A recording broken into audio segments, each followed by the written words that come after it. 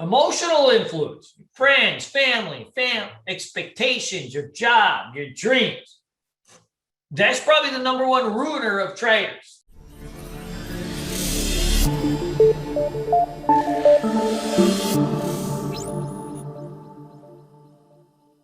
Why 95% of traders lose? They got poor risk management. They got FOMO. They can't handle the mental side of things. They always want to chase something. They always think something is going. Trading is just a computer game.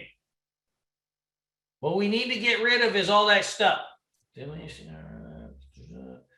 got bad timing with entries and exits. You don't know when to actually enter. So I just show you this pattern, right? Tap, tap, tap. But you got the 9 EMA curls for the girls. So that's like a very, very specific way of entering. I want to enter when the trend line breaks, but only if the 9 EMA is curling up under. So I have like a specific rule sequence for it. Now, that's one trade. I have multiple setups, obviously, but I want to have like perfect timing on it. The thing that happens when you don't have perfect timing on your trades is you end up like a stock ends up going or a coin ends up going, and you buy it and then it comes down. So then you sell it. But when it comes down into the buy spot, so then it goes up. So then you buy it. And then you bought it too high, so then it comes down. So you sell it. Then it goes up and you buy it. Anybody ever do that? We called it the spin cycle of despair. Bad timing, bad entries. You chase it. Chasing is the easiest thing to solve in trading, though. When you have specific risks and specific rules for everything that you do and it governs all your behavior, then it's very easy to stop bad timing and bad entries. But you have to have a checklist for every single type of trade that you do.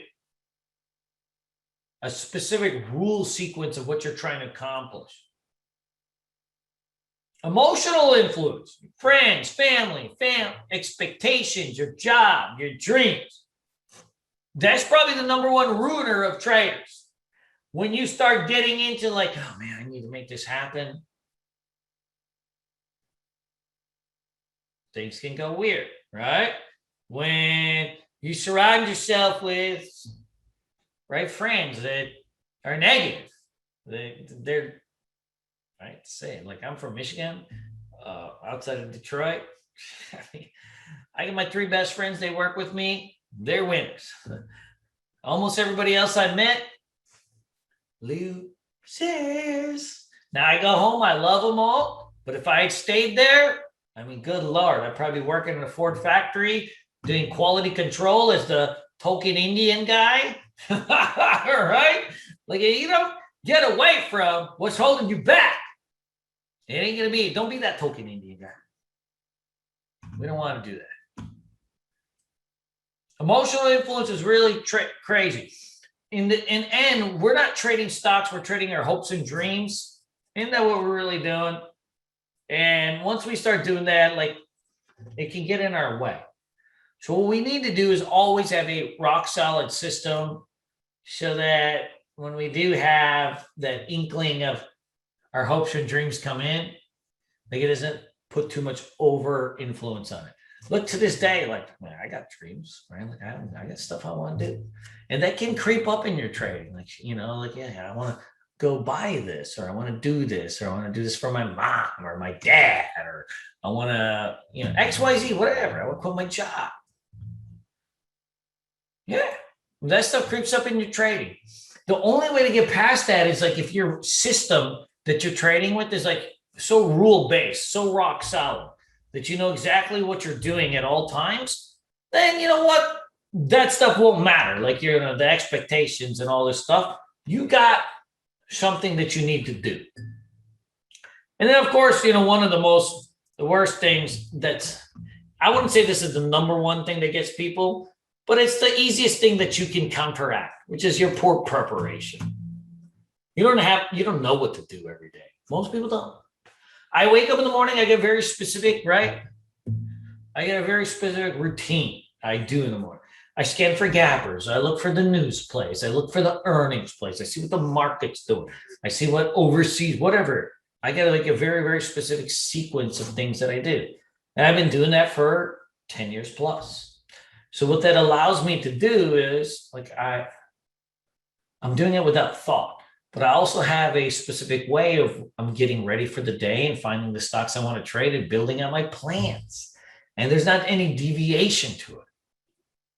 Sure, I always, improve on it and I always look for ways to do it, but in general, it's 95% of it's the same thing. But like the poor preparation, some of it, 20% of traders are just lazy. But a lot of traders, they're not, the other 80%, they're not lazy. They just don't know exactly what to do to prepare. A big part of like what I do, I got a very specific sequence of things that I like to do with TC 2000. And it doesn't take long. I would say about 20 minutes a night, 30 minutes a night. But I go through my liquid gainer scan. I go through my top loser scan. I go through my 90-day momentum scan. I start flagging these things and putting them on a list. I go back through them. So I got just a specific sequence of things that I do that helps me get ready. And when you have that, then you can start to build out consistency because you've got a system of what you're going to do. So how to join the minority that actually make money. You want to build a risk management strategy. You need a trading system, a rule-based system. You need checklists for everything. You don't have to work off the checklist forever, but for a couple months you will. Then at some point you toss it away, right? It's like back in the day when we used to use a MapQuest to get around. Anybody remember that? Yeah, on your map, trying to get directions somewhere. Once you do it a couple times, you know where to go. You want to treat your trading like a business. We're going to work on our journaling, our trading psychology. We start small with great expectations. Hey, I'm trying to make $100 a day or $200 a day. And then I build on it. Doesn't mean that's what you're going to do and that's where you're going to be. That's where you want to build on it. But we don't play for home runs. This ain't a lotto ticket. Win the grind every day.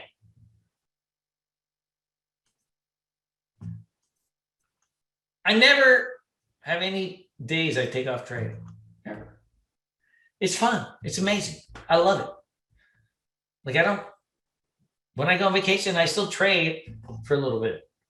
Yeah, I don't trade all day. I trade for an hour or two. Make some money. I take off. You ain't got to do it all day. But trading is an amazing thing. We do it every day. This is our life. But that's how you build it as a business.